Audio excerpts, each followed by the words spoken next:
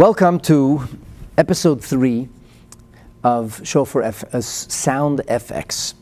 We are discovering the secrets of the shofar. And today we are going to focus on letter sounds. We'll be continuing much of what we started previously. It is a series. At the same time, even if you're joining me for the first time today, I do think that there's much wisdom that can be gained, even as a standalone, and yet it should be noted that in order to best appreciate the material being presented, you really need to enjoy the series in its entirety. The Zohar makes a seemingly enigmatic or gibberish-like statement about audibility and about articulation. Kol, which means sound, and dibur, which is talk. The Zohar in Chilek Aleph, on page 246, side B, makes the following statement. And I quote, "The holes kolo below dibur." There is no voice without speech. Veloy dibur belay koil. And there is no speech without voice. So what does that mean? And why would we need a brilliant revelatory statement in the Zohar to say something quite obvious? In other words, if you want to communicate and you make noise, but you don't articulate that noise or break it into syllables, characters, words, or sentences, will anybody know what you're saying? Of course not. It's just noise. Noise in and of itself serves no purpose. And if you have no voice, but you're mouthing the words, have you communicated with anybody? Obviously not. So communication requires both spoken language as well as audibility or voice or noise that comes from within. Now, you don't have to be a rocket scientist or a Kabbalist to know that. So what is the meaning of the words of the Zohar? The Alter Rebbe, in a mimer that he delivered in the beginning, let me rephrase that. It's a mimer that was delivered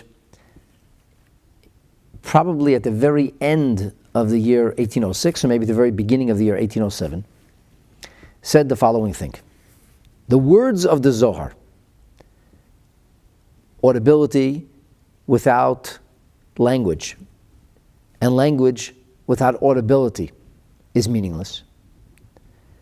The Alter Rebbe said, "Do klal, de itzrich lefrat." Pardon me, this is still a statement from the Zohar. There's a plurality that needs details. There are details that need plural.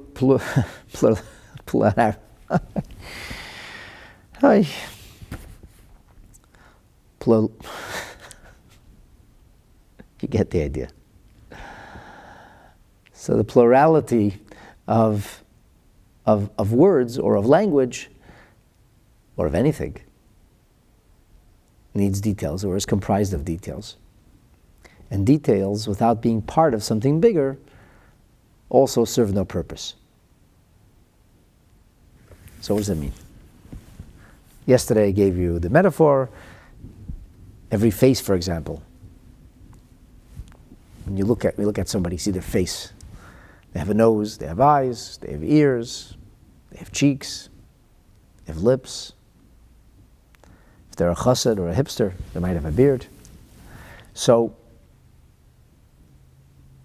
when you're listening to somebody speak as you are right now, do you see details Do you see a nose as disparate or separate from the eyes or cheeks or forehead or ears?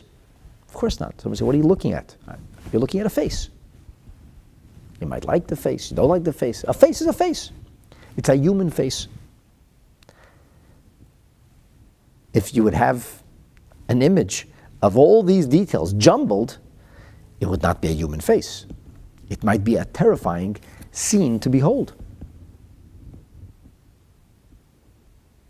So, details are appreciated when they're in the greater schematic. Why does the Zohar have to say this? This is elementary. Small school children can easily understand or say exactly what we just said. For this, we don't need a Zohar.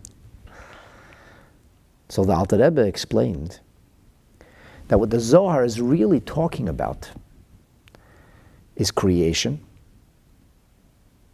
and the idea of higher existence. In the teachings of Kabbalah, beginning from the Zohar onward, we identify existence on multiple dimensions. The first series of worlds, if you will, the first state of existence is called Atzilut. Atzilut engenders or is followed by a world which is called Bria. That's followed by a world or existence or reality called Yetzirah. And the last or lowest form of existence is called Asiya. And the tail end of that is Asiya Hagashmi. That's like when you hit rock bottom. And what else does that mean? There is no higher and lower, there is no spatial or 3D reality in which God is, if you will, found or trapped. And these existences are not 3D existence. So simply stated, in higher existence, it is impossible to deny the truth of the Creator's presence. In fact, in the highest level of existence, it's saturated with an awareness, overwhelmed with an awareness of the Creator. And then the process of concealment, obfuscation, God hides himself, so to speak. So the light is diminished. And as the light is diminished, it allows for a different picture to emerge. A lay metaphor. You remember those outdoor theaters? They didn't show movies during the day. Because in the sunlight, you can't see the screen. In the darkest of nights, you got the clearest of pictures. But everything else was dark. What you got to see was the choreographed, simulated, virtual reality of the screen. Whereas what you would call the true reality, the forest or the fields, was not visible at all. So the darker it gets, the more the virtual, the created or fake reality becomes apparent and obvious. And the darker it gets, the more the truth is no longer seen. So imagine, if you can, a person being in a beautiful valley, seashore, something beautiful. It's a moonless, dark, moonless night. But first there's a glorious day. And the person basks in this paradise, this beautiful garden. The kind of scenery that we say, Oise Maise Bereshis, what an amazing God who creates such a beautiful world. And then afternoon arrives. The sun is less intense. It's a little cooler, but things are still lit up. And then as the sun begins its final descent, so dusk begins to fall. Now, in the middle of all this beautiful reality, you have a little iPhone. You're looking at your iPhone, and during the day you couldn't see well. Suppose you couldn't adjust the lighting. But as the sky began to darken, as the sun disappears over the horizon, as darkness sets in, you can suddenly see that enchanting little piece of plastic with greater clarity. And then it becomes darker and darker. It's a moonless night. And now the only thing you can see is these 5 inches. That's all you can see. And you find it so entertaining, you can't stop looking at it. It's fascinating. You're like, wow. A person comes along and says, that's amazing? That little picture? How about this whole beautiful world you looked at all day? Oh, I forgot about that already. It's dark. Can't see it. Suppose it was a night that lasted for a very long time. One of those endless nights. And eventually you get used to seeing what's on a little screen, and that becomes light. It becomes light. Now I know today that we have technology. You can even be enchanted by a little piece of plastic, and you can miss life, even when the sun is shining brightly. But imagine if this was to be the old technology where you couldn't. So this is a metaphor for the spiritual worlds, where everything is lit up and beautiful. And it's a metaphor for the world in which we live. The world in which we live is a world. Can somebody just tell me that you can hear me and this is working, because the screen here is not? Can somebody watching on YouTube just type in? Michael David, are you there? All right, I hope it's working. So the world in which we live is entirely darkened. And that's why it's called the lowest world. I would use the metaphor of negative energy. You know, the black hole theory, the notion that darkness can become so intense. Okay, thank you. Thank you, Sergio. Got it. Darkness can become so intense that it is possible to swallow light, where existence as we know it cannot be. They talk about like enormous areas of nuclear physics to be crammed into the space of the tip of a needle. Quantum physics actually talks about this. And nobody's ever been to a black hole and come back, although recently they actually were able to capture imagery of what looks like a whirlpool, a swirling of light or existence into this black hole, which is pretty clear that that's what science has always thought it was, negative energy. So our world is so dark, so black, so intensely concealed that the inky darkness does not allow us to see the possibility of anything. And in that dark world, HaKadosh Baruch Hu put you and me. And there are tzaddikim, righteous men and women who can see things that others can't, but they're very, very far and few in between. Very few of such people. And they serve to uplift the spirits, the sagging spirits of ordinary people. When you hear from a person who lives on a higher level about higher reality, a person you know and love and trust. So it's uplifting. It's uplifting to hear things like this, stories of tzaddikim. It has a way of denting the darkness without actually changing anything in a physical literal sense. So this is how the world is brought into existence. And the metaphor that's used for Atzilus, Bria, Yetzira, Asiya, which literally the word Atzilus comes from the word Etzlo, very close to God. Or the notion of Hatzala v'Hafrasha. It's not an actual existence. It's like a differentiation. It doesn't actually exist. Like you can in your mind differentiate between long division and short division, but it doesn't actually occupy a particular space. And then there's the world of Bria. Bria means creation. There's something. There's an actual existence, not a physical existence, but there is existence on some level. And that becomes further detailed with Yetzirah, formation. And then there's the world of Asiya, of action. So a metaphor that's given is that if a person has pre-consciousness, he doesn't even know that he's thinking, doesn't even know what his thoughts are. We know that there is something called pre-consciousness. It's the evidence to pre-consciousness is in the predispositions people have, the biases people have, the proclivities people have. It's got to come from somewhere. We know it has to come from some deep consciousness or pre-consciousness.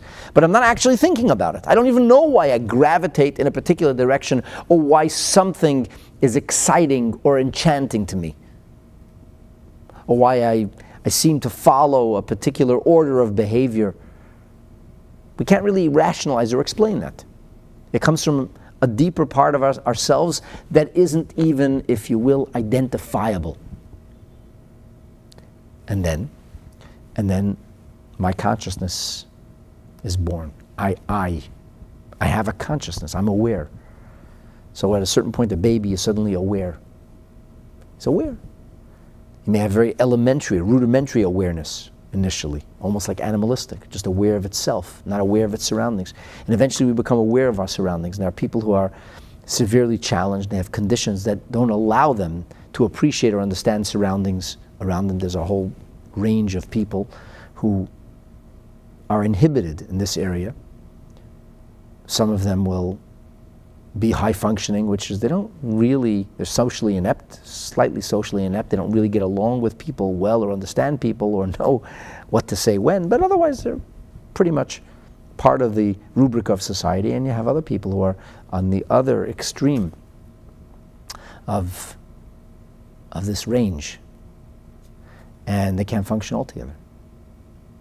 These are people where you can't kind of take them in public places because they can disrobe, they can begin to yell and scream, they can laugh when everybody's crying at a funeral or wail when everybody's laughing at a wedding. They don't have a sense of what's going on outside of them. So that's a spectrum, as it's called. Human consciousness, as Hashem ordains it to be, is a mix of seichel, of intelligence, objective intelligence, and midot, which is subjective, relationship awareness. The midah is how I relate to things around me. I love it, I'm attracted to it, I can't stand it, it repels me. Chesed, gvura, and so on and so forth. I have inner discipline. I'm able to restrain myself, or I pour forth in some kind of burst of creativity. And that's how the midas function. That's the spectrum of the midas and the spectrum of moichen. There are people who are born without intelligence. Their intelligence doesn't grow past the age of a 3 or 4 year old. They're very loving, sweetest people.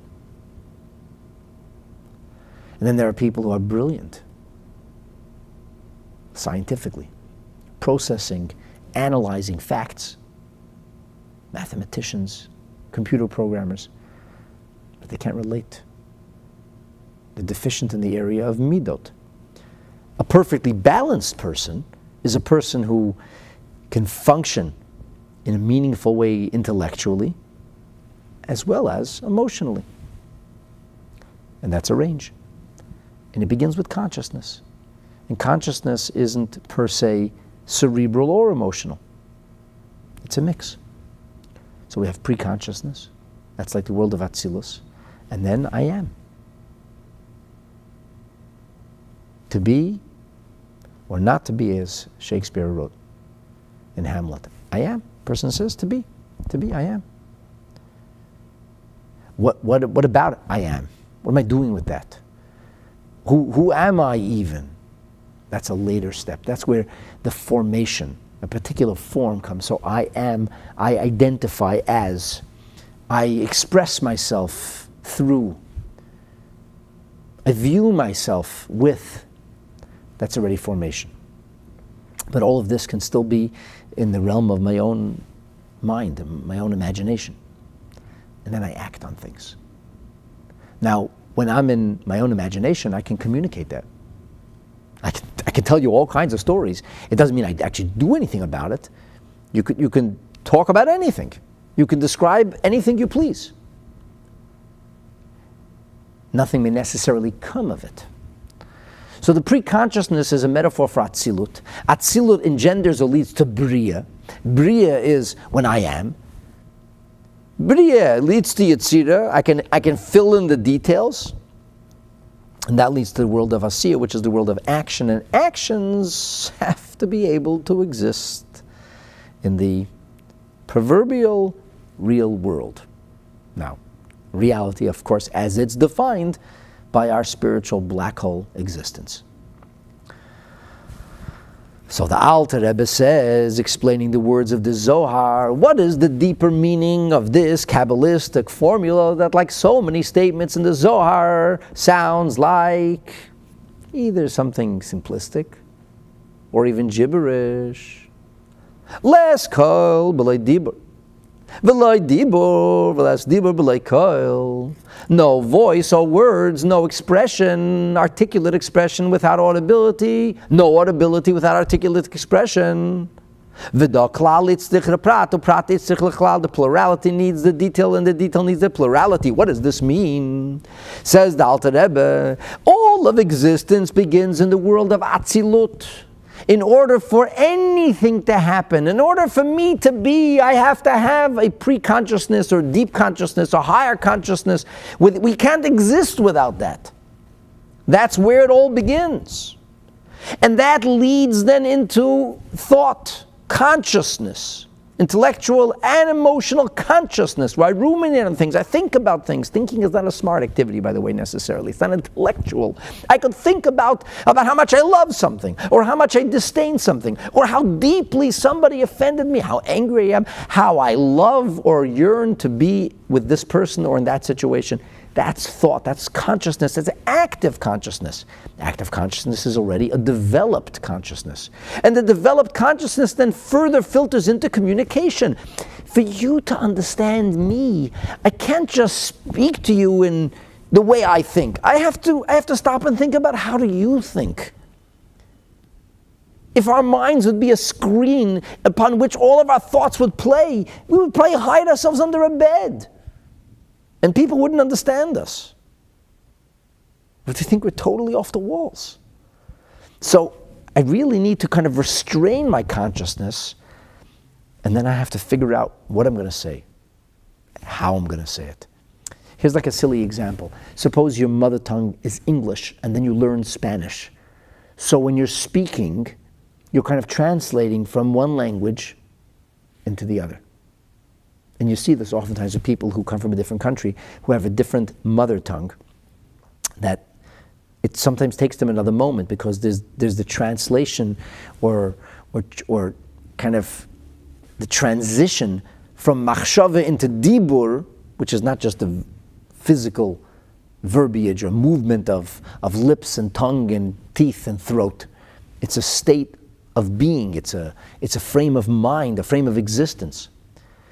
And then there are people who talk. Oh, do they talk? They could talk to from, as they say in Yiddish, von Heint bis morgen, they could tell you stories and talk to you. They never get anything done. And then there are people who can actually take those words, those ideas, ideals, and they translate it into action. They're action-oriented people. Some people are not great at making speeches, but they'll get the job done. That's their special ability.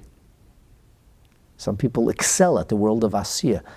Sometimes there's a need for analysis, comprehension, discussion, pontification. There's room for that too.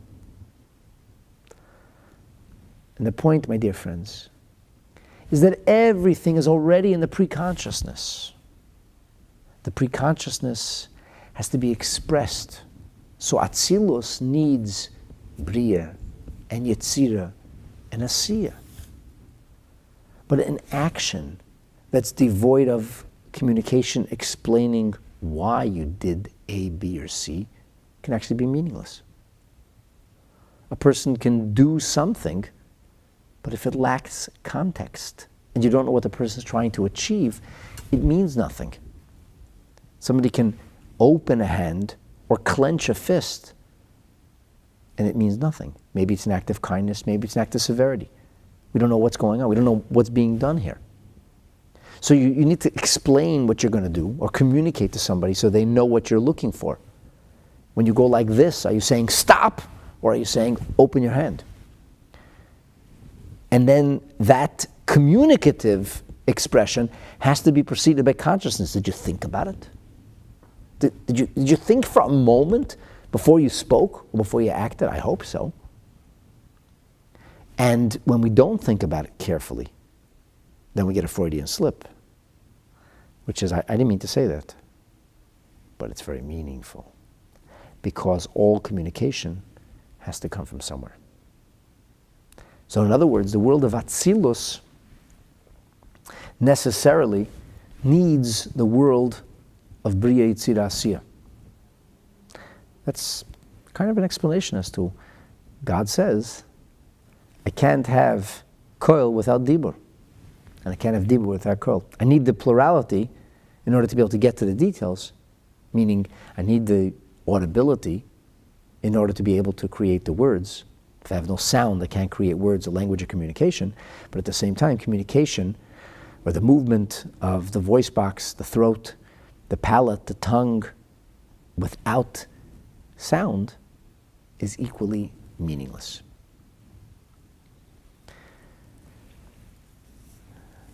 The Alter Rebbe in this Maimer says, "Lefisha ha'olam es kula mikablim ha'or v'hashefa me'elam atzilus," because all worlds or realms of existence, they receive their energy from the world of Atzilus. And he talks about 3 realms of reality, what's called Olam, Shana, and Nefesh. So Olam means space, and that's very crass. And then there's Shana, there's time, which originates from sequence. And then there's consciousness, Nefesh, or soul. And that's all called a prat. It's all called details. V'zen nikra klal. And the world of Atzilus is called the rule, the plurality, everything together, the all-encompassing existence. So this is a prat and this is a klal. Olam is biyah.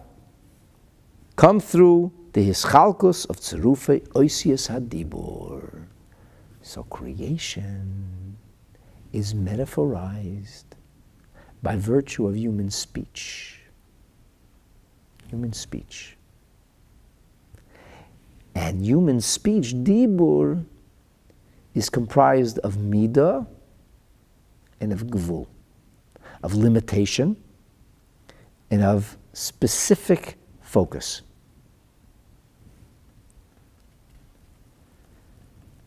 And the Alter Rebbe goes on to explain that. Now, so what does this have to do with the Maimer we're talking about? We started this in a previous episode. The Alter Rebbe is going to be telling us this teaching of the Baal Shem Tov, that the simple sound of the shofar can only be fully understood if we first have an analysis of the relationship between sound, audibility, and language. And he started off with this klal uprat, and I mentioned the Zohar yesterday, but now I thought I would share that background, and now we'll go forward in this Maimer. So back to the Maimer in Sha'ar, HaTekiyot, and the Siddur. The Alter Rebbe highlighted the enormous gulf between sound and between speech. And he says in order for it to be brought forth, it needs to be bridged.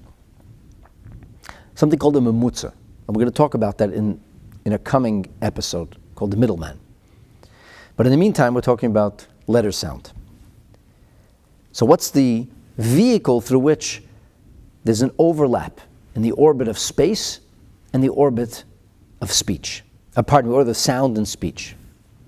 The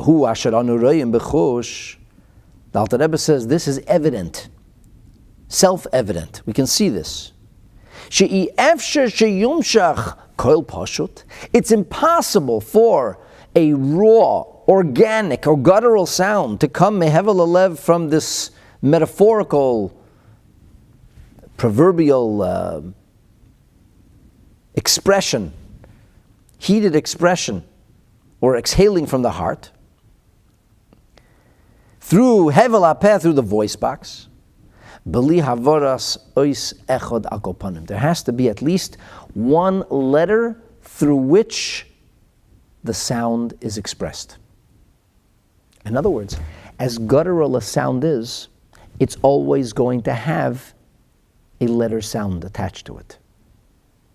Even before language, even before characters, even before letters themselves, it'll still sound like a letter. Ki beloy havoras ois echad, if you don't have any letter, if you don't express it in any specific sound, then no matter how simplistic the sound is, it has to have some kind of detail for it to be a sound. Sound of what? A sound that has no sound is not a sound.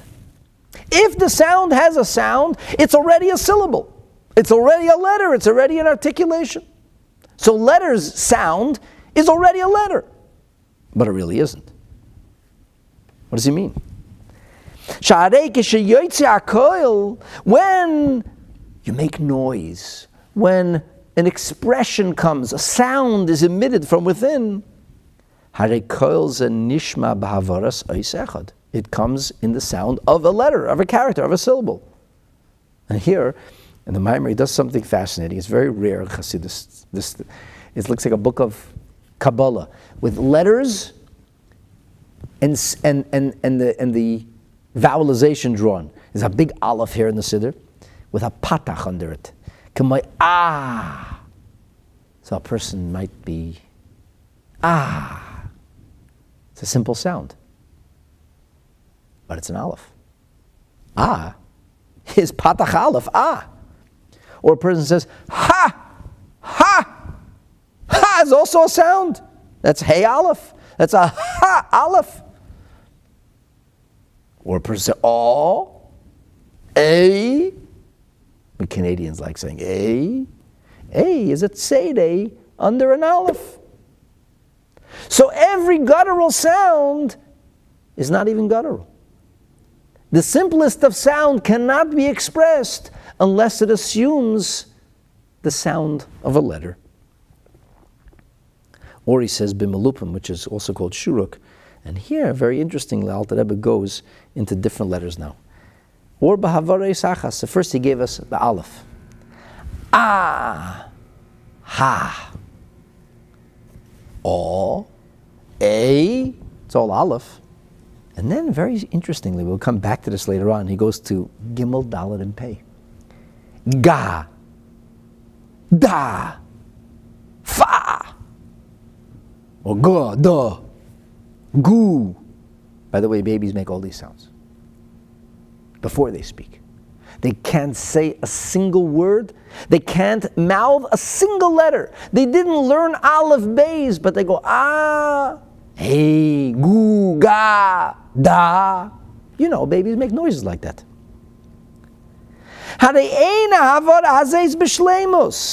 This expression is not what we would call developed, sophisticated. It's not a proper letter. It's not an aleph. The baby doesn't know how to say aleph. He says, ah, bet an aleph. Patach aleph, ah. Ha, with a hey in front of the, doesn't know how to say that. When he wants to speak an aleph, he has to learn how to say aleph. You teach a child language. The first thing you teach him is characters, letters, alphabet. What does he learn how to say? Aleph. Ah, say with me, aleph. When finally the child says aleph, he has now not learned how to speak, but learned how to enunciate a letter. And yet, the sounds he was making are letter sounds. Ah, a, ha, it's letter sounds. But it's not a letter. It's pre-communication. So this, says the Alter Rebbe, is the bridge between communication, between sophisticated language, and between guttural sound, because sound has to be expressed in some way. If it makes noise, if it has a sound, it's already a letter.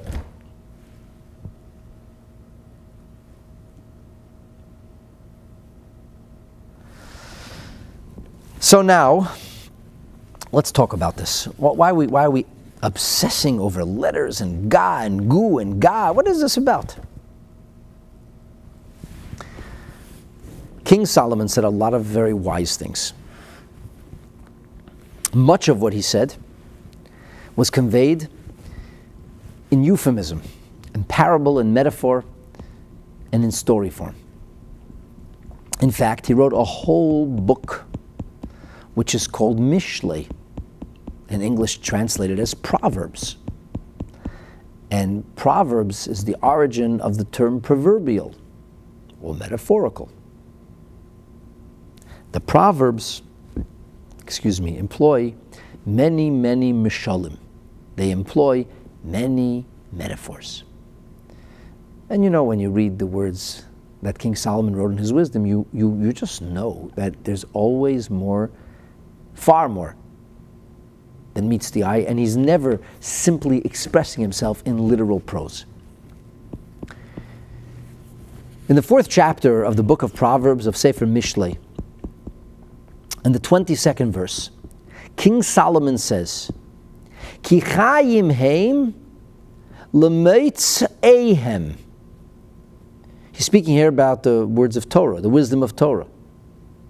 He says, the Torah is life for those who discover it, for those who find it. If you own buried treasure, but you never find the treasure, you just know that somewhere in your property there's a buried treasure, you can't eat. You can't buy clothes. You can't do anything. You see, you may be extremely wealthy in theory, but in practice, you can't purchase life, so to speak, because you haven't found it.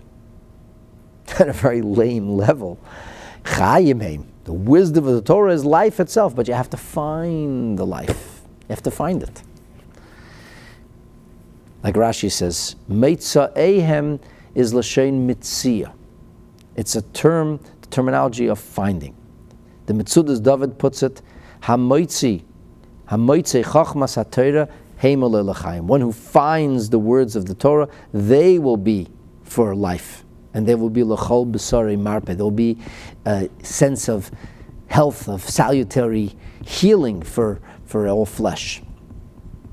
So what's going on over here? What does this mean to find it? Rabbeinu Yonah says, Shlomo HaMelech wants you to know, Solomon in his wisdom is telling you that without effort, do not expect to find success. The success that we are privileged to enjoy is always greater than the sum of the effort we invested. That's why we use the term to find. But it's not found or available unless a person works really hard at bringing it forth.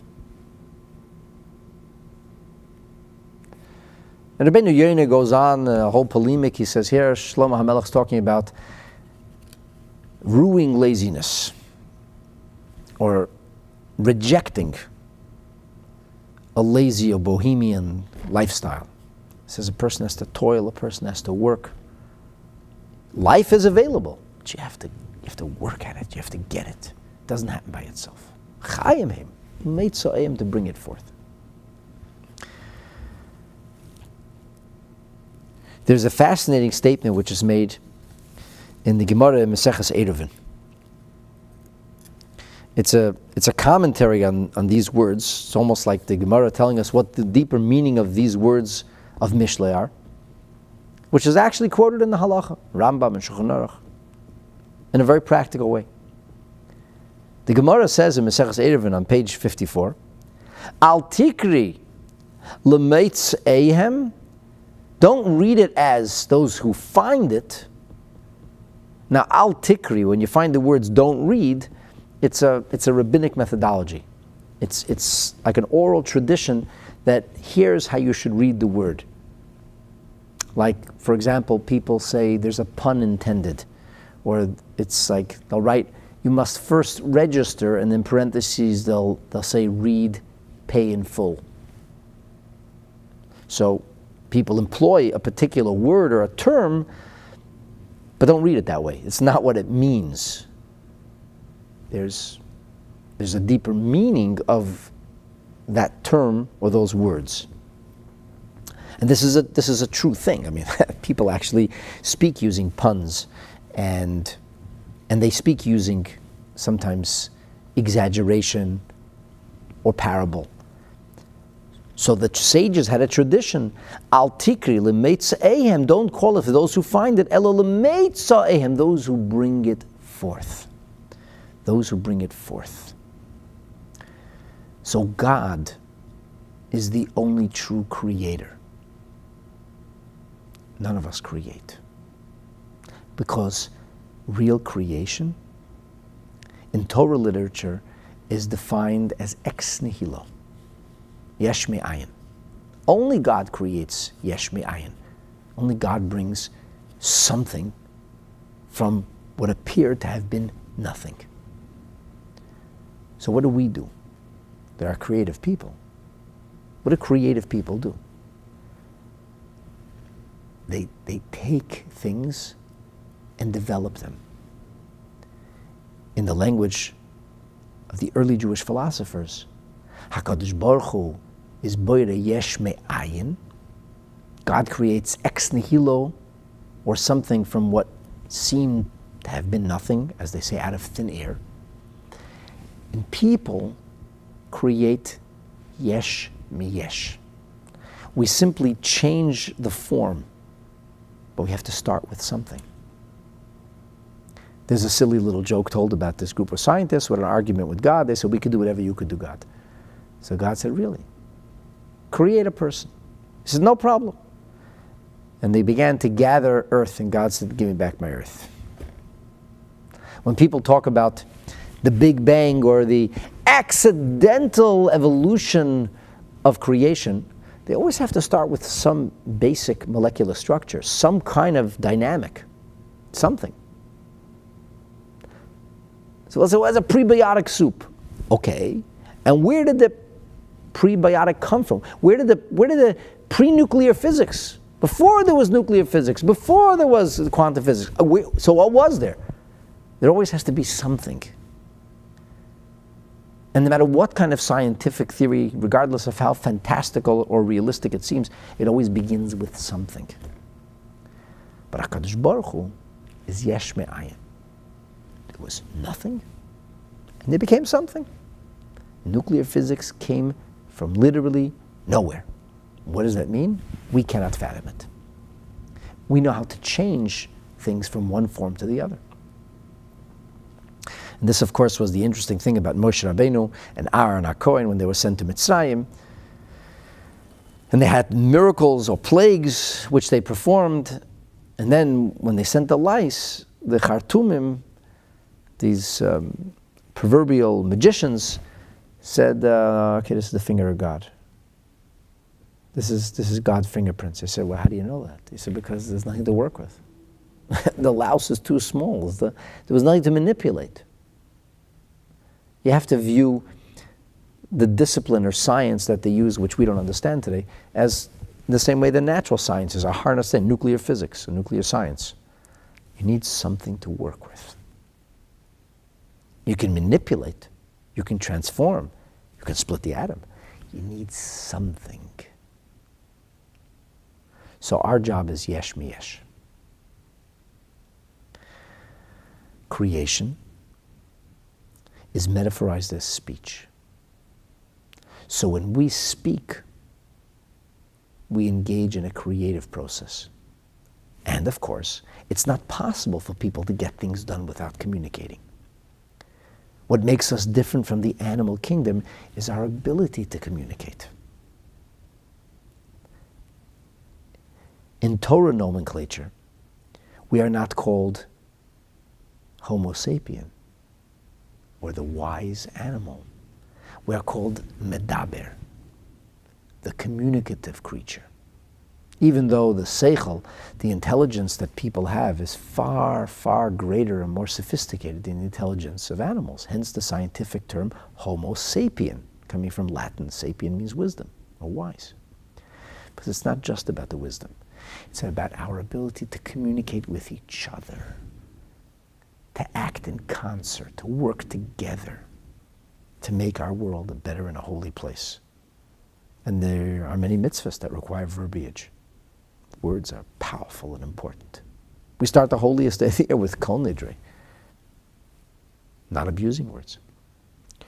So, Moitza Ehem comes from the word mitziyut, existence. But the word mitziyut, which means existence, really, if you boil it down to its essence, comes from the word motza. And the origin of the word motza is to find. We don't create new existence. We discover existence. We modify the raw material we receive to create something beautiful. A block of stone can become a sculpture. A pile of pigment can become a painting. A sheaf of wheat can turn into bread or pastries. It takes effort, a lot of effort. And we can bring forth what seems to be something from nothing. But we're always using what we have. That's what's in the purview of human beings. So the word mitziyut, which means existence, is very much like the word to find or discover, which is like the Hebrew word hamtza'ah, or an idea. Or sometimes even, one could argue, mitzui, which means to extract, squeeze out. Chayim heim l'meitza'eim. What does the Gemara in Eruvin say? The Gemara in Eruvin says, Al tikra l'meitza'eim el l'meitza'eim bifeh. Don't call it to those who find it, but rather those who bring it forth verbally. Meitza'ehem. So hem, there's a meitza'ehem, there's this idea of ehei, bring it forth. Bring it forth bepeh, with the mouth, with verbiage. In other words, our job is to discover or to bring forth what was already there. Just like you discover something, it was always there, but it was never in its present form. How did they say? Michelangelo said, I saw an angel trapped in a block of marble, so I released him. He used his chisel, he used his tools to chip away at the stone to be able to create a beautiful sculpture. But he saw it in his mind's eye. And in order to get to it, he had to do a lot of cutting, a lot of chipping. You know, it's interesting that the word in Hebrew, milah, shares a common root with the word milah, which means circumcision, or to cut something off, so as to reveal what is underneath it. In Hebrew, they say lenatzel. Lenatzel can have a slang, an inappropriate meaning of lenatzeloti, to use somebody, like a tissue, and discard them afterwards. But lenatzel can also mean to utilize something. Like people would say, tinatzel et hazman shelcha, use the time you have well. Use the opportunities you have. They all come from the same origin, the same root. So Chaim Heim L'Meitza'eim, the Gemara says, in order for Torah to bring life, Torah has to be verbalized, not just thought about. The study of Torah is not merely a cerebral or intelligent, thoughtful experience. It's a verbiage thing. And when we speak out words of Torah, it brings forth a greater appreciation of, a greater and deeper comprehension of, a greater and deeper insight of the ideas that we're articulating. when you have explained something well to somebody, you invariably understand it better yourself. It's the story of my life. I prepare for hours before a class, but when I'm spending the time explaining it to the best of my ability, I end up understanding it much better. The Gemara says you learn most from your students or disciples, and this can be understood sometimes as you learn most from the people that you interact with, even if they are your students because they ask you questions. But on some level, even if there isn't an exchange between us, even if I'm just having the opportunity to share these things and I have the privilege of explaining these things out loud, it forces a new flow of creativity. It affects a better comprehension and understanding. But words are only created of what already existed before. Within the simple audible sound is already a range of possible sounds that allows for language. This is the meaning of what says in Sefer Yetzirah, the earliest book of Kabbalah. This is supposedly authored by Adam Harishon, Adam the first himself. Although the Sefer Yetzirah, as we have it, is rife with mistakes, and it's not something that can be used to modify creation in actuality anymore, although apparently it once was. So the Sefer Yetzirah says like this, and I'm going to quote: Chof Beis Oisiyes, the 24 letters of the Hebrew alphabet, the 24 different characters, the letters sounds, Chakukos Bekoil, are already chiseled or engraved in the audibility itself. Chatzuvos Beruach, they're already engraved or encoded into the exhaling of breath through the proverbial throat that makes for a sound. Hakvuos bepeh, which is established in the mouth, b'chamesh mekomis, in 5 places. What does this mean? So let me share with you something fascinating from Sefer Yetzirah, which is talked about by the Chokrim and has a tremendous, tremendous amount written about it in the writings of Kabbalah, and Chassidus oftentimes employs this teaching. It's a basic teaching. It describes or identifies the various places from which the sound emanating from the voice box becomes sophisticated, becomes articulate. Do you know that a couple of months back, a group of scientists working with a perfectly mummified specimen from about 4,000 years ago found in a pyramid, a very, very well-preserved specimen. This is like from before the time of Yetzias Mitzrayim. They actually were able to identify the details of this man's voice box. And they simulated the sound of his voice. You can Google this. I was amazed to see it. You can listen. It says, listen to a voice that hasn't been heard for 4,000 years. But it's just a guttural sound. It's It's the sound of what this Egyptian man sounded like. It's actually his voice. But that's all we can do. Why?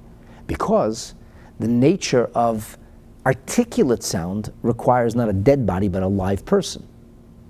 And we tend to pronounce sound differently. So insofar as the development of letters, there are 5 different possibilities of how the sound is limited, restrained, and guided, of how it's harnessed, of how it's kind of essentially focused to make a particular sound.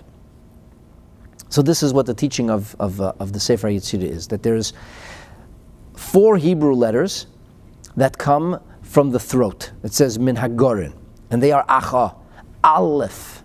Aleph, as we learned in the Maimer before, is a very guttural sound. Aleph, it comes from, it's the first, as it's coming out of the voice box, it's the first place that the voice passes.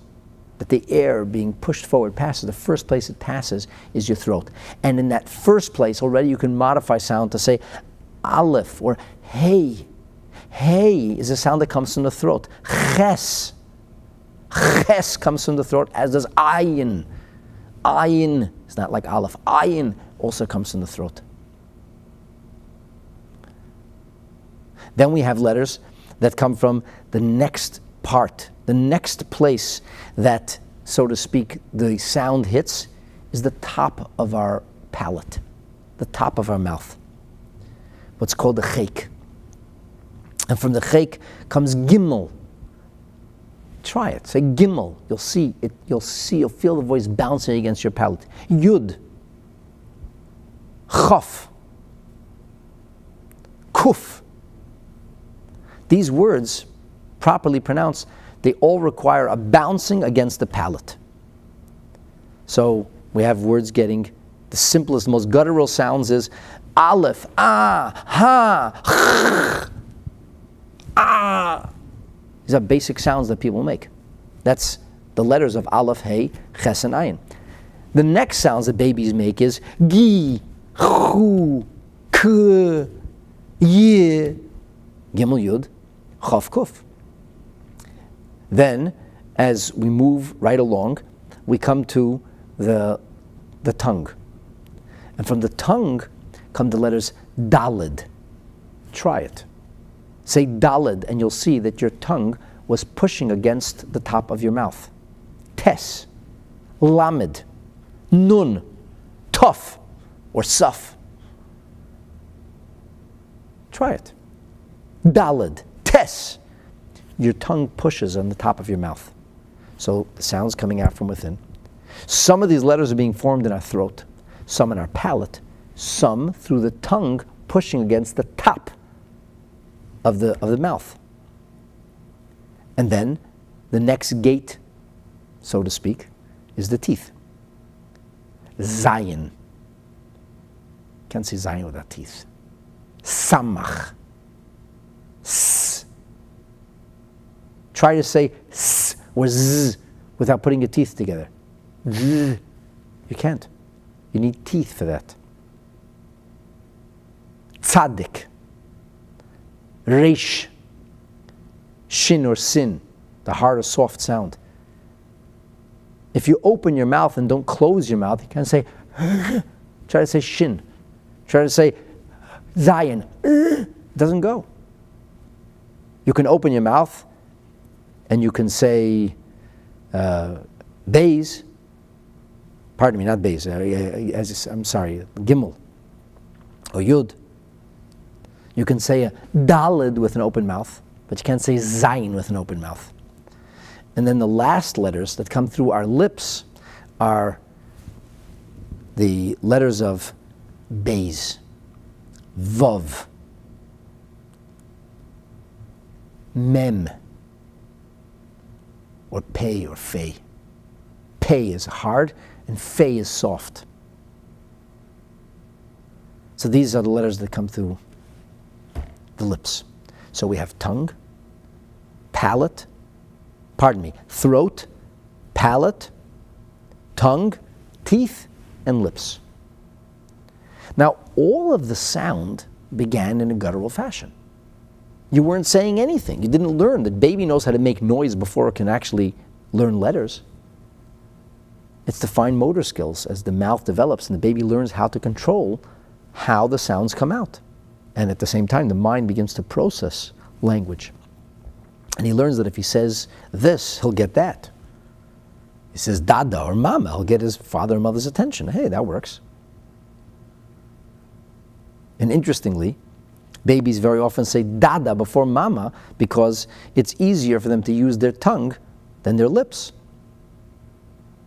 It's further out, so to speak, but not exclusive, not always.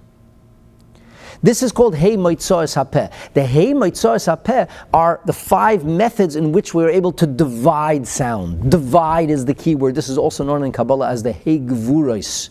Gvura is not a bad thing. Gvura means restraint. Gvura means to focus something. To have a laser, you need Gvura, and it can be very powerful. Ezehu Gibor, says the Mishnah, who is strong. Hakovesh, the person who can restrain themselves. So the idea of speech is to take the cry, the sound that comes from within, and to develop it. By the way, that Egyptian mummy can't say anything other than all it could say is produce an aleph or an ayin or a hey, because the moment you start simulating lips and teeth, the moment you start simulating even palate, it's simulation. You don't know how the person would have spoken. It depends on dialect and language, but a lot of things depends on. You'd never know how that. You can only know what the guttural sound comes out. But the guttural sound already has all the details in it. It just has to be discovered, developed, brought forth. You can't bring forth language if you don't have raw sound. But raw sound in and of itself can't be considered communication. Certainly not sophisticated communication. Do you see where we're going? And the amazing thing is that there could be a guttural sound that isn't sophisticated and it still needs language or a letter. And that's the letter sound. The letter sound is the way the guttural sound comes forth, because all sound has to sound like something. It has to sound like something. And if it doesn't sound like something, then it's not sound. So sound needs a basic sound, but then you can take that sound and you can develop it, and that's called Hey Mitzvah Sapeh. And this, my dear friends, is where the Alter Rebbe takes it. And he says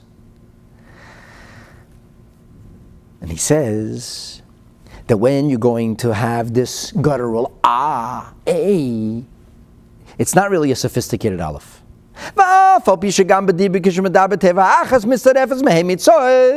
Even though when you're going to say something, you're going to be using all 5 different forces, because Aleph has Aleph, Lamed, and Pei in it. So it's going to be all the way down to the, so to speak, to the Bumf letters, to the Beis Vav Mem Pei letters. Aleph, I use my throat. It's guttural. Che, goren. I'm using a lamed, so I'm using the concept of loshen, and I'm using a pei, which is the end, so to speak, of the diffusion of sound or articulation. The aleph is throat, tongue, lips. What's called goren, loshen, and sfasayim. Aleph. So you say, this guy doesn't even know an aleph. He doesn't. He just said A. How do you say A if he doesn't know an aleph? Anybody can say A. Right. But A is an aleph. It's an aleph with a vowel with a tzere. Is also an aleph. An unsophisticated aleph. An unlettered aleph. It's a letter sounds. But letter sounds are not letters. So in order to get sophisticated sound, we need to have synergy. We need to have a composite.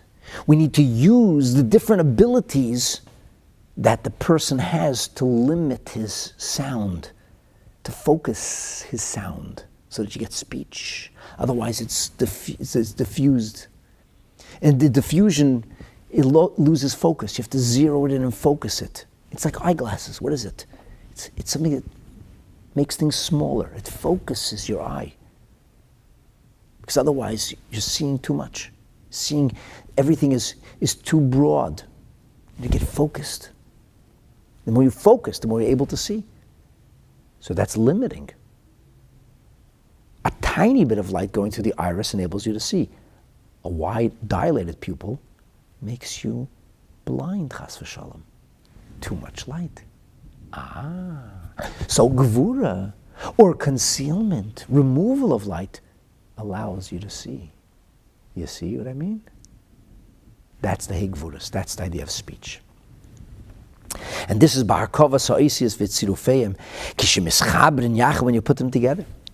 She'eni medaber kol eis b'milu shelo. The truth is that you don't necessarily speak out every letter. You don't say aleph. K'meishu nishma b'kol b'vad. You know, you learn aleph beis. Aleph, beis, gimel, daled, they're all conjunctive of different sounds. But when you speak them out, you're not saying aleph You don't speak at the full Aleph, you say ah. And when you put a word together, let's say you say the word father in Hebrew, Abba. Abba is different sounds. I don't say Abba, Aleph, Beis, Aleph. No, that's not Abba, that's Aleph, Beis, Aleph. Aleph, Beis, Aleph put together reads a different word, Abba. Oh, by the way, the Sefer Siddur says that every single letter is a building block, and every word houses intelligence or ideas. And therefore, 2 letters build 4 houses, Av and Ba, father and come. 3 letters, now you're talking about not 3, but 6 possibilities. And then, before you know it, you have infinite possibilities of words that can be created by any conjunction of the letters. And there's literally infinite possibilities of the kind of words you can create. Omar. Omar, simple word that means said. Each and every one of these letters, Omar, is made of a r. If a person will say to you, it sounds like a person is not well. Sounds like almost like an animal mooing, funny sounds. But when you zero it in, you focus it in, you harness it, you bring it together, Amar. It's not it's not Aleph, Mem, Reish, Amar. You see what I'm saying? Or at least, do you hear me? So that's the amazing, marvelous thing about speech, articulate speech. We put these letters, we string them together, and we can have any amount of conjunctions, infinite amount of possible words spoken. You can't say anything without a voice box, without sound. But the sound itself, the voice box, is the origin, it's the source. In the range of human sound, you have the possibility of 22 letters. But letters is what brings it forth. And now, you should be able to appreciate the idea of God speaking the world into existence on a whole different level. Because speech, in effect, not only reveals to somebody else what you were thinking, but it also develops, like a prism, the possibility within sound. Only it's much more colorful. And it has many more possibilities than just a prism, a narrow spectrum of color. It has 24 possible sounds, which lead to endless amounts of words and sentences, paragraphs, and sophisticated communication. It's just that when you express yourself, you have to chop the letters sharp. You have to have sharp. People enunciate the letters clearly. You understand what they're saying. When you speak one letter, you get nothing. If you're only going to talk about one letter, you don't say, okay, now we're going to learn the Aleph-Bet. No, that's how you learn the Aleph-Bet. Because O and A and A are all Aleph. So we say Aleph. Komatz Aleph, A. Oh, pardon me. Patach Aleph, A. Tzedei Aleph, A. Shuruk or Malupam Aleph, U. As we know, these all these different letters. Now I want to finish with this. I want to further clarify and develop this. Listen to the words that the Tzemach Tzedek writes in a explanation on the Zohar. This is in the second volume of the Tzemach Tzedek's Biyurei HaZohar. This is in the beginning of Parsha Shmos. It's on page 765. The Tzemach Tzedek says, Al Yedei HaKoil Nimshach HaChochma B'Hadibur. Because the nature of communication is such that it allows for the potential of sound to be fully sounded out or articulated, it also becomes a vehicle through which wisdom is conveyed.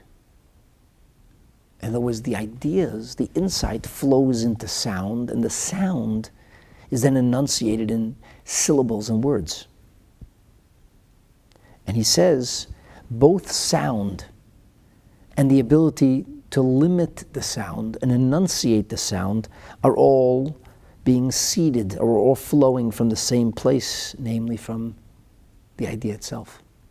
I had an idea. I wanted to share it with you. And at once I'm emitting sound and syllable. We don't first emit, and then I say something. It goes together. They operate in tandem. And both are receiving directly from the consciousness itself or the wisdom itself. Shneim nimshechu me'oy rabba. And he says that this is the idea of machatzit hashekel. The machatzit hashekel, the half coin that represents our half and God's half, or what makes up a whole, is made up of esrim geda, 20 smaller coins, a smaller denomination.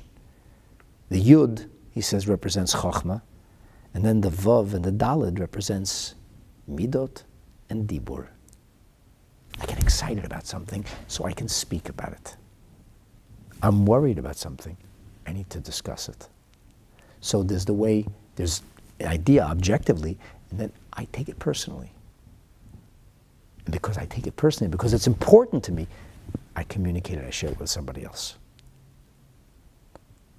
You see how the whole thing is one system. Let me share with you a fascinating snippet from a mimer of the Rebbe Maharash. And then I want to, it's a Rosh Hashanah mimer. It mentions the mimer that we're learning specifically. And here, the Rebbe Maharash adds something very interesting. He says, why is it that the Aleph is the most typical guttural sound? Like the mimer says, ooh. Aleph is the most natural sound that anybody makes. In fact, that mummy voice is also an Aleph. Why?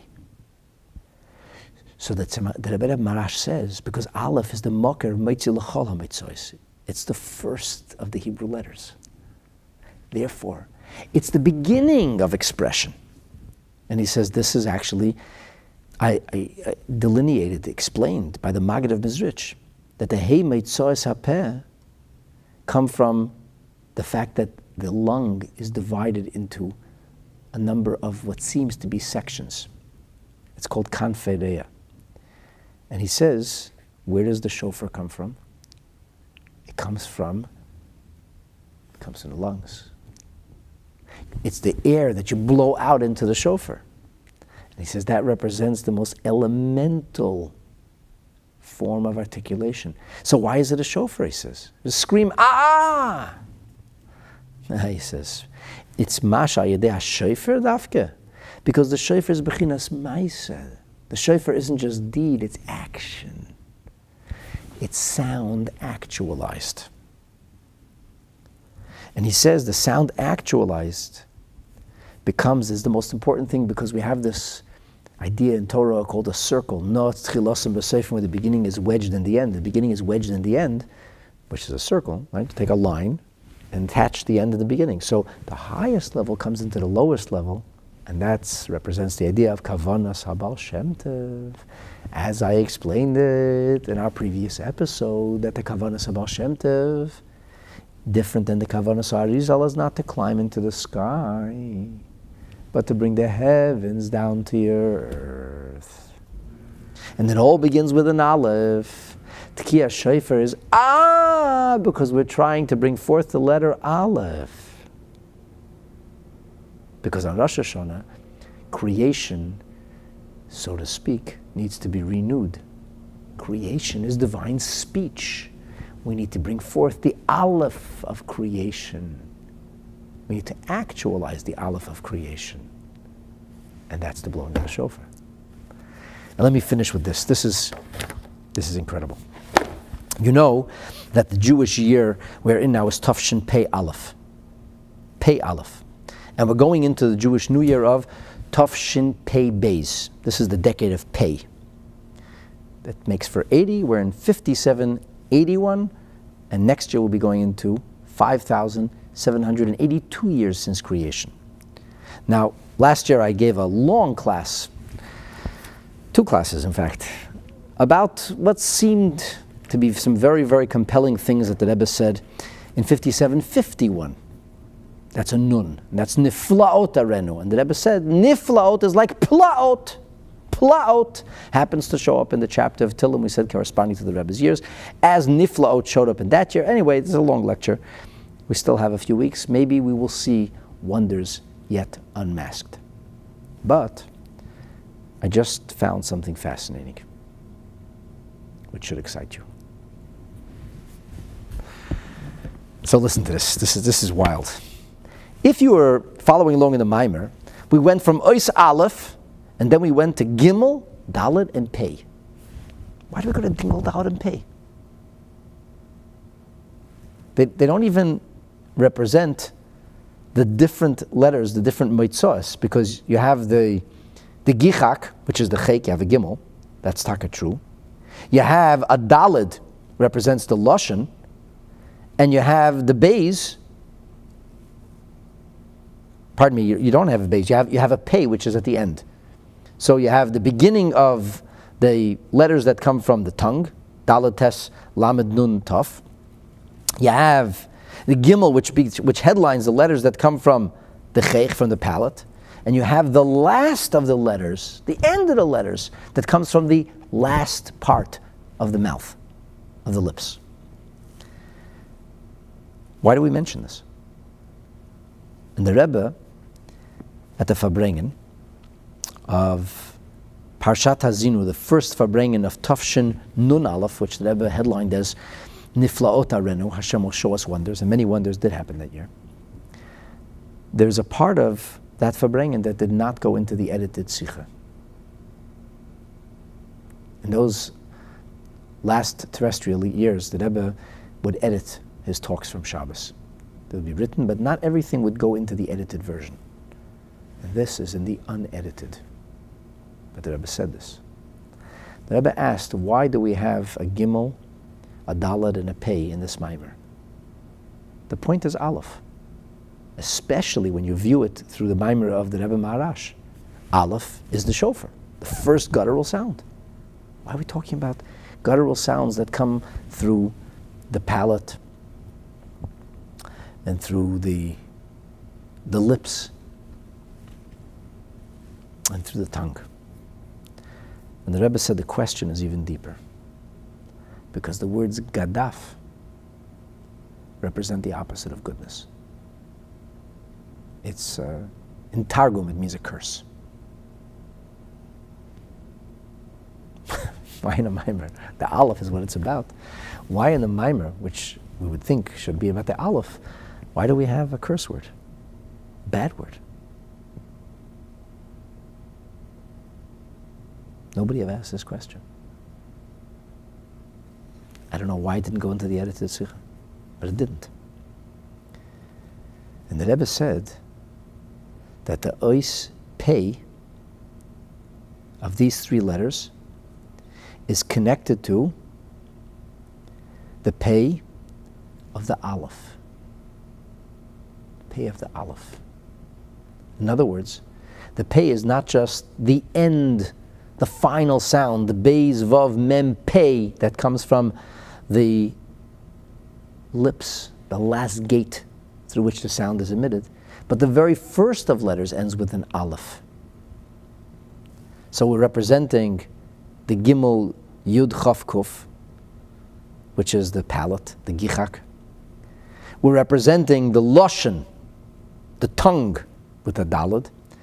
And then the last of the letters Pei, the Rebbe says, is represented because it is the last letter of the first letter of the alphabet. The first letter of the alphabet, Aleph, is spelled Aleph, Lamed, Pei. Now, it doesn't really explain why we left out the letters that are represented by the teeth. Like if you would have to have every representation, there should have been something about a Zayin or a Samach or a Tzaddik or a Reish or a Shin. I don't know. Maybe that's why it didn't go into the edited Sikh. I don't know. But the Rebbe said something unbelievable.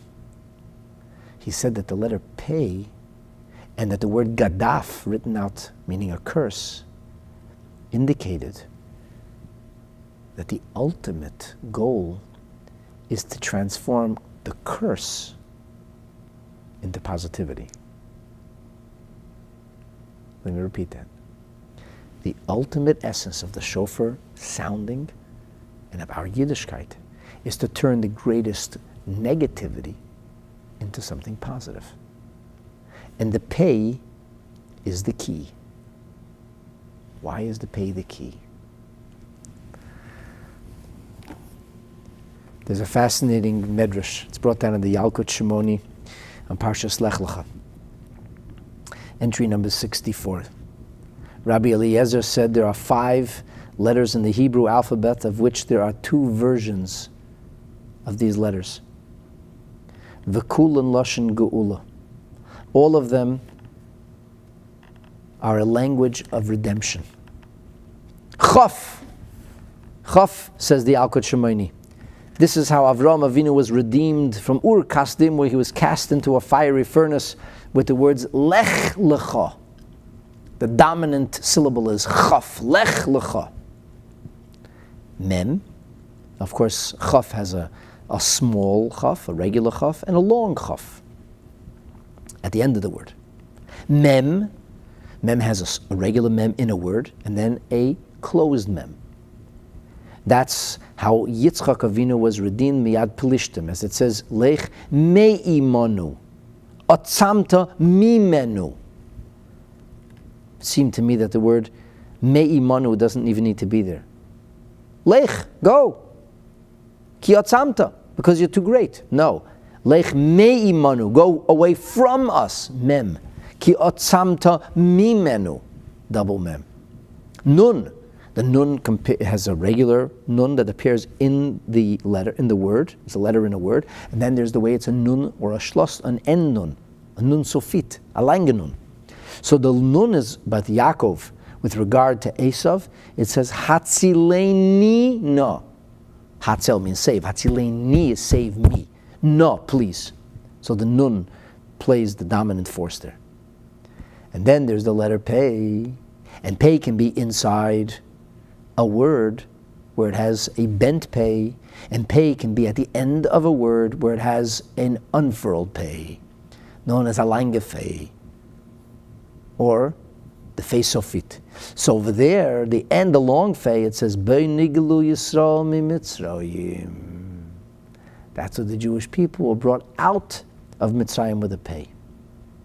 And the last word is tzaddik, the last letter. Tzaddik is the future.